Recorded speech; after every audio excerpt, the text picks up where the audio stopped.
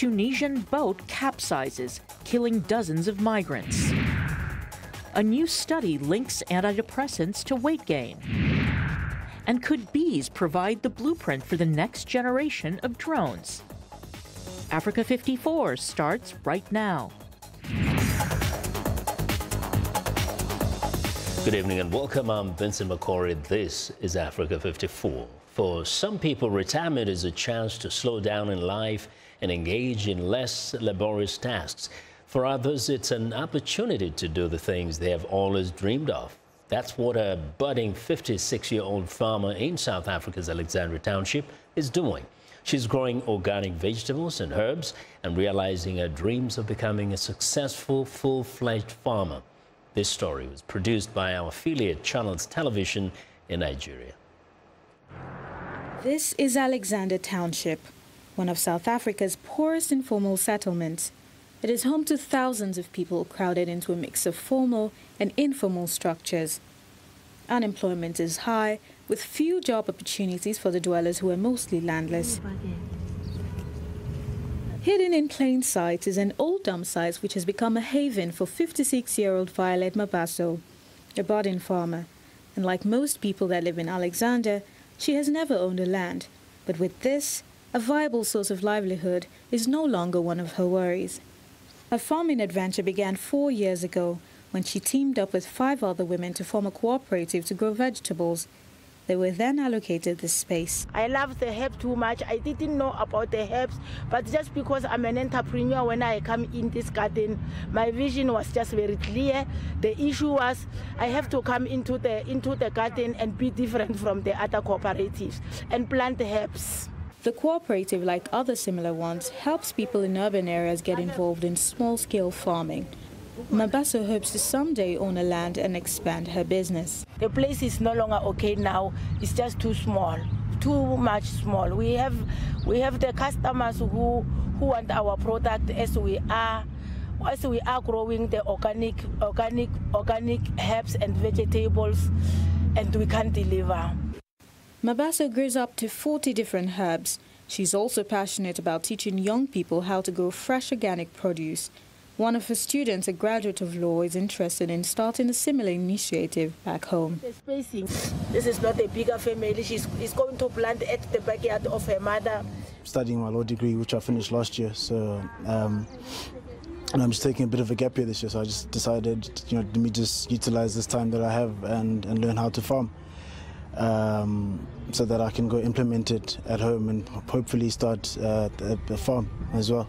This community here, just because they know us, when there is weddings, when there is parties, they know. The women sell their produce to restaurants, stores and offices in the nearby market. And luckily, there is steady demand for the organic produce around the neighborhood. Well, that reporting from our viewers' affiliate Channels Television. The UN High Commission for Refugees says the death toll from a migrant boat that sank off the Tunisian coast last weekend could rise to more than 100. The overloaded boat went down near the southern island of Kerkana. At least 100 people are believed to be either dead or missing. Human traffickers are increasingly using Tunisia as a launch pad for migrants heading to Europe, as Libya's Coast Guard, aided by armed groups, has been tightening controls. According to the UNHCR, the boat was overloaded. There are a number of people still missing, about 60 people missing. The rescue operation has now been suspended due to bad weather, so the people suspected are feared dead by now, the 60 missing. So this would bring the toll of the death toll to over 110, if my maths are right. In 2018, 646 people have died in the Mediterranean. These are the figures as of the 29th of May, so that doesn't include this latest figure. That's why UNHCR is advocating for safe routes for refugees to travel, so that these unnecessary deaths don't take place. Well, the UNHCR is reiterating its call for safe routes to avoid more deaths.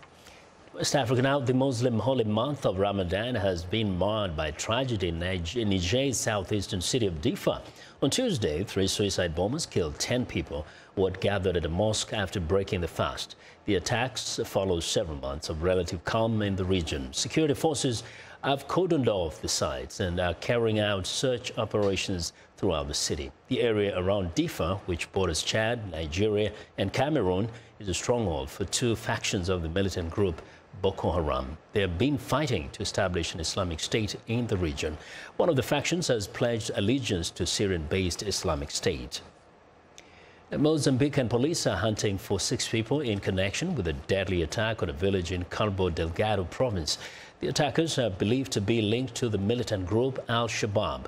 Witnesses tell VOA at least 7 people were killed and 164 homes burnt down early on Tuesday morning. Sources at the scene told VOA the attackers also set fire to the local health center and seized medication. Police have confirmed the death toll and the number of homes destroyed. The fallout from the Boko Haram insurgency is still being felt across parts of the northeast region in many areas, including the education sector, with many school-aged children still out of school. To encourage education, especially for girls, at least 100 schoolgirls are getting scholarships from the Medical Women's Association. Our affiliate Channels Television's correspondent Freedom Heslon compiled our report. One of the challenges of dealing with the aftermath of the Boko Haram insurgency is fixing the damage done to critical sectors such as healthcare and education in terms of infrastructure and school enrollment, especially for girls. For a region where enrollment for the girl child has been low, the violence has made the situation worse. And the reasons are not far-fetched: fear of attacks and lack of funds. A scholarship award to 100 schoolgirls in Adamawa State aims to enable them continue their education. The organization behind the gesture says the beneficiaries were chosen from worst-hit areas. They selected these girls from not the whole of Adamawa State, but from all the parts that are worst hit by the insurgency in the northern part of the state. That's all the 5 local governments of Mubi North, Mubi South, Maiha, Michika, and Madagali, and the host communities, Yola North, Yola South, Fufo, Repong, and Gombe. And of course, we had to extend to our sister local governments, just a few of them in Demsa and Shelem. The criteria was strictly based on if the child is either that of a widow or a child of an IDP or that sort of status. Female activists believe women all over the world are up against unique challenges, but they also believe these are surmountable. Of course, in political representation, we have a lot of our women who are senators. We are believing God that we will soon have a female governor and a female president in Nigeria. Of course, education reduces poverty. Like I keep saying, I am one example. Today, by the grace of God, the poverty I am coming from or I came from is no longer the same. You can change your family line. You can change your destiny. You can change your community, and you can change this nation. There are many more who, want to benefit from this, but because of the funds available, just 100, have been able to be picked. So you should count yourselves lucky to be amongst them. Your parents are not going to have to go through any stress about you going to school. So now it is just you and you alone to dedicate your time and your effort. You don't have anything to think about, to study hard and come out with flying colors so that you also, become gainfully employed and be of service to humanity. The scholarship is designed for orphans, displaced children and others from poor families to provide support and opportunity for the girl child to realize her potential. Well, in East Africa, Ethiopia's parliament has approved the government's decision to lift a 6-month state of emergency 2 months earlier than planned. That's according to state media. The government imposed emergency rule in February to clamp down on unrest sparked by a planned development scheme for the capital Addis Ababa. Some fear the move could lead to land seizures in the nearby Oromia region. Prime Minister Abiy Ahmed has traveled throughout the country, promising to address grievances and strengthen a range of political and civil rights. Authorities have also pledged to push through reforms that could include the release of thousands of prisoners.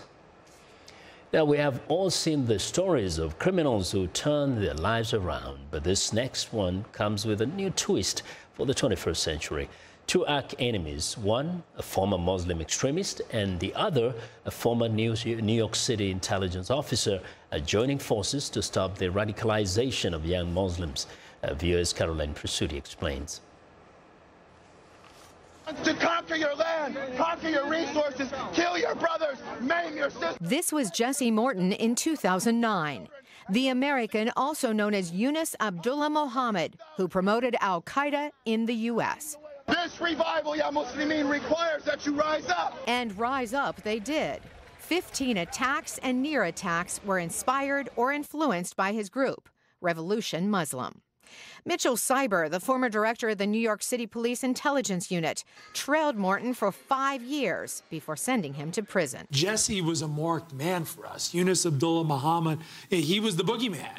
But here's the two of them today, united to fight a common threat. The template is almost identical. It hasn't changed. Once enemies, the two now formed a company, Parallel Networks, which offers counseling to former American jihadists to integrate them back into society. The goal should be that you should make these people non-violent, Shakir Masri is working now, after serving 7 years for volunteering to be a martyr for al-Shabaab. Distinguish between disengagement, which means you're just not a part of the group any longer, and de-radicalization, which is a complete alteration of beliefs, thoughts, ideas. No one understands this better than Morton. He became an FBI informant after serving 3 years of an 11-year sentence. He faults U.S. prisons for not having programs to de-radicalize extremists. The one thing we're missing is we're not doing much at all. Morton got out, turned to cocaine, and served more prison. He says government can't reintegrate former extremists on its own. Extremist organizations can change overnight. They're fluid. So Parallel Networks rotates recent converts to learn what's new. One of them is Tanya Joya, who escaped Syria with her 4 children, leaving her husband, the highest-ranking American member of the Islamic State. Thinking for myself was forbidden. Joya now assists with protocol to rehabilitate former terrorists at Parallel Networks. Two enemies turned collaborators, now fighting the evil that years ago brought both of them together. Caroline Prasuti, VOA News. Well, we want to know what you think about Africa 54 and the stories we cover. Join the conversation on Facebook. The address is Africa 54. We're also streaming our show live on Facebook, so check us out and share our show with your friends. Find me on Twitter at VOA Vince McCory. You're watching Africa 54 in a moment. Could the risk of antidepressant weight gain grow over time? But first, here's a recap of Tuesday's headlines.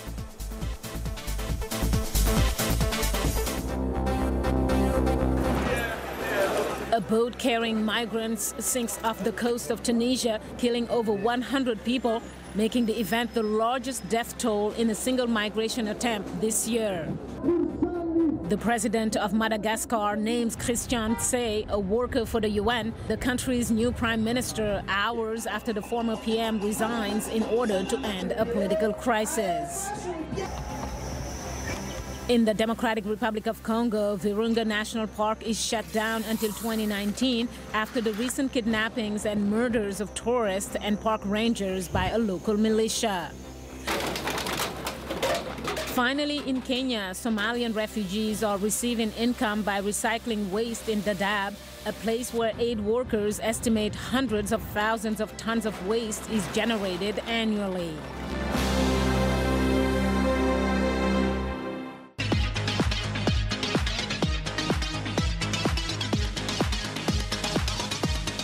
Well, joining us now is Africa 54 health correspondent Lino Madu. What do you have for us today, Lino? A new report from the World Health Organization is calling for urgent action to address chronic diseases and mental health disorders. An independent high-level commission on non-communicable diseases says collectively cancer, diabetes, lung and heart diseases kill 41 million people every year and account for 71% of all deaths globally. 15 million of these deaths occur in people between the ages of 30 and 70 years. The report focuses specifically on challenges that are often neglected, mental disorders and obesity. The report is calling for high-level political commitment and the immediate scaling up of actions to address the epidemic of non-communicable diseases, which are still the leading causes of death and ill health. Strong health systems based on people-centered primary care are the best way to prevent NCDs and to detect and treat them at the earliest stage. All women and men who are diagnosed with NCDs, such as cancer, ought to have equal opportunities for early diagnosis and access to treatment. But millions of people in Africa and other developing countries are not afforded the opportunities of an efficient health system. And the United Nations General Assembly will host the third high-level meeting on non-communicable diseases, or NCDs, in New York City this September. Now, get this, long-term antidepressant use may cause you to gain weight. That's according to a new study published in the British Medical Journal. Researchers analyzed nearly 295,000 people aged 20 years or older in the United Kingdom. They monitored patients' health records to track and assess their antidepressant use and weight gain. Among other things, they found that patients who use common antidepressants are 21% more likely to have a 5% increase in body weight over the next 10 years compared to those who don't take the drugs. Researchers also noted that participants of normal weight showed an increased risk of becoming overweight or obese. And overweight participants are more likely to become obese if they are treated with an antidepressant. Observers say the use of antidepressants has skyrocketed despite some life-threatening adverse effects. Joining us from our studios in New York for more on the subject is David Foreman, a pharmacist and author. Mr. Foreman, welcome to the show. Thank you for having me again. It's a pleasure. It's great to have you. Listen, before we even talk about the effect of antidepressant, talk to us about why people are using so much antidepressant. Is this entirely to address depression? Actually, a lot of people are now requesting antidepressants, and they're primarily using them for symptoms of anxiety or just being high stress. So I feel like the rise is more consumer-driven than doctor-driven. So how do they know what to ask for? If you are using an antidepressant and it's not what you need, why would the doctor go with that? Well, I think in modern medicine, a lot of times the approach is that the antidepressant isn't really going to hurt them. So oftentimes things get prescribed just because the patient's asking, and if the doctor thing for them, they'll go ahead and do it. I think that's counter to what really needs to be done, but that is what happens. But we know, according to reports, that, of course, antidepressant can cause health problems. Talk to us more about that. Well, it's interesting because antidepressants, you know, they're supposed to help depression, yet they often get prescribed for so many other things. And yet, with some people that do suffer from severe depression, may have suicidal thoughts, actually commit suicide, and they've now black box warning a class of antidepressants showing that it actually will increase the risk of wanting to commit suicide for those people that already kind of had that problem. So what are some of the ways to address this excessive use of antidepressant? What are some alternatives? Well, I feel like, you know, the basic thing is that if you really are feeling stressed out, that an antidepressant really isn't the answer. I mean, obviously, seek healthcare, you know, healthcare providers' advice, but there are some natural things that I've been using or recommending for years that help take the edge off or help your body adapt or deal with the stress. So I've got a few examples with me here today. Such as? So we're going to start in South Africa. A great place to start. An indigenous tribe's been using a South African succulent. We can find it globally now under the name of Zembrin. Zembrin actually helps the body calm down. Scientific research shows it actually affects the stress center of your brain to help calm you down and relax you, but without making you drowsy, which is what a lot of things that are non-natural will do. And at the same time, it'll help improve your ability to concentrate and focus. So I always say you chillax, basically, and it will help you stay more focused and concentrate. And you, like I said, just one small dose in the morning keeps you going all day long. So some of these alternative drugs or perhaps a supplement FDA approved, or how do we make sure that it's good for everyone who uses it? Well, primarily when people hear me talk, I always make sure that things have been scientifically researched and backed, not just for efficacy and how they work, but how much to take and even safety profiles. When people have questions, I always refer them to my website because I'm glad to help people at least get guided in the right path towards, improving their health and wellness. So what are other ways that people can help with depressions if they feel like they're really being faced with depression, besides taking supplements, for example? So for depression, everybody kind of handles it differently, but a couple of my favorites are to avoid things like caffeine, avoid alcohol, and make sure you're getting plenty of exercise. We know that exercise it just helps the overall well-being of the body in so many different ways. Making sure you're getting plenty of sleep, and then again, if you really are feeling like you're very depressed, you really do need to seek the care of a qualified health care professional, because there are those incidences where the depression medications are required. But for those people that are just kind of feeling a little stressed out or a little bit anxious, a lot of times going natural will be the way to go. So what are before we wrap, what are some best ways to, I know you give us some ideas in terms of preventing depression with exercise and everything, but moving forward, people that are concerned with depression, what is your best advice to them? Well, first, if you are concerned with depression, that's strike one. You really probably should seek, go to talk to your primary health care provider about it. Maybe get into some counseling. I'm a big fan of prayer and meditation, focusing on the positive things in life as opposed to dwelling and worrying about those negative things. Those are some good steps to at least get the ball rolling. But if you're really feeling bad, you really need to, get checked out by your health care provider first. Okay, David Foreman, thank you so much for joining us today. Thank you. And that was David Foreman. He is a pharmacist and author. And that's our health report for today, so stay in touch for more. Find me on Twitter @LenorMoudou. Vincent, back to you. Well, and thank you very much for joining us today, Lenore. Be sure to watch for Lenore Moudou every Tuesday and Thursday for the latest health news in Africa, right here on Africa 54.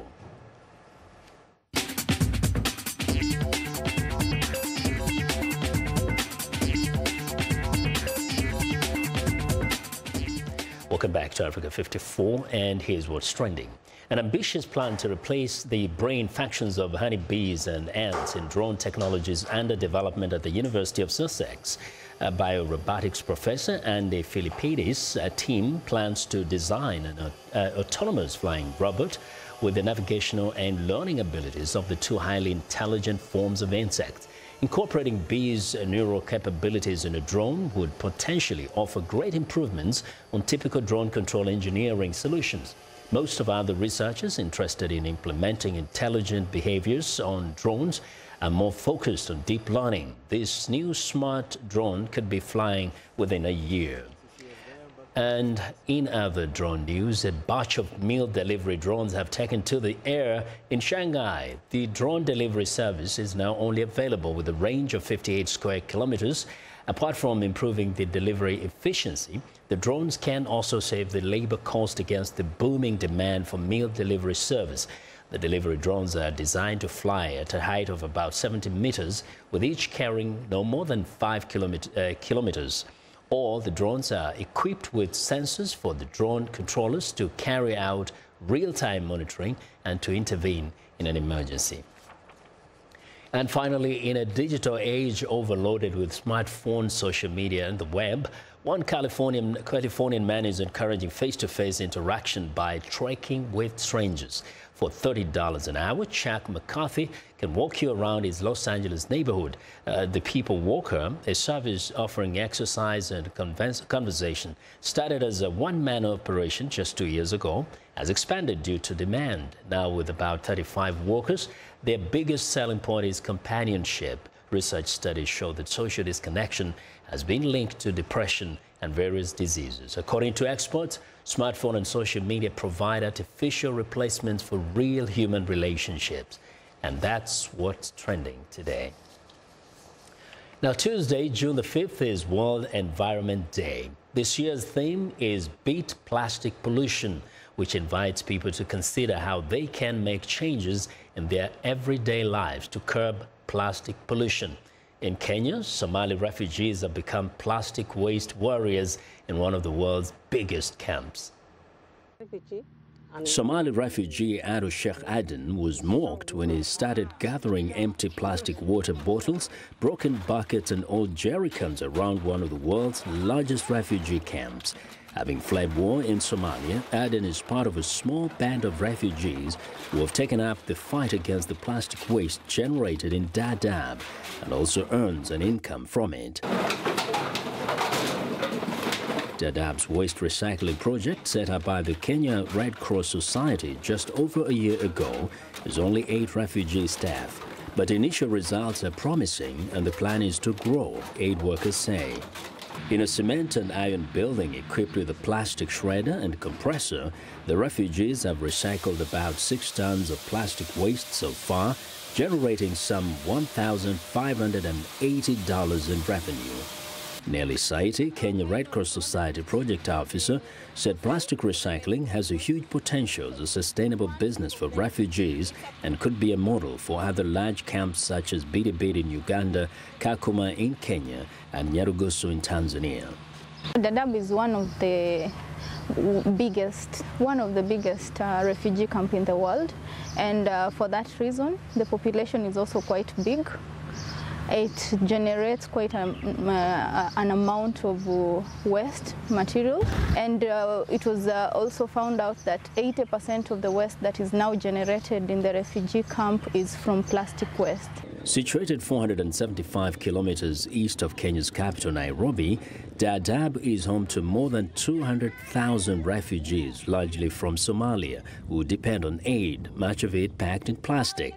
There is no accurate data on the amount of plastic waste produced in Dadaab, but aid workers estimate hundreds of thousands of tons are generated annually. If we engaged the refugee community and the host community, who are the biggest generators of the waste, then it would be an income generating activity for the population, as well as a form of environmental protection. As Somalia descended into civil war, Dadaab was established by the United Nations in 1991 and has since mushroomed, with more refugees streaming in, uprooted by drought and famine, as well as ongoing insecurity. Many have lived there for years. A 215 Red Cross study said 270,000 jerrycans were discarded each year. Well, and that's our show for today. Now, be sure to watch Africa 54 on our website at voaafrica.com. For more news, tune in to VOA's evening radio show Africa News Tonight at 1800 UTC. And in the mornings today, Break Africa between 0300 and 0600 UTC, Monday through Friday. Thanks a lot for watching. From all of us here in Washington, have a good night.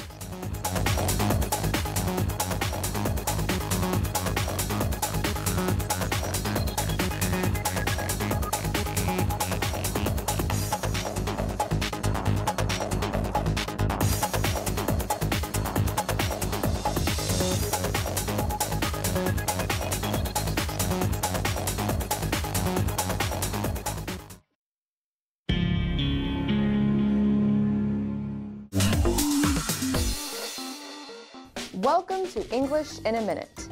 When you slip, you fall down. But how does something slip from your mind? Slip one's mind. Let's listen to Anna and Jonathan. Look at this beautiful cake I made for the dinner party. Oh no, is that tonight? Yes? Didn't you make something? No, it totally slipped my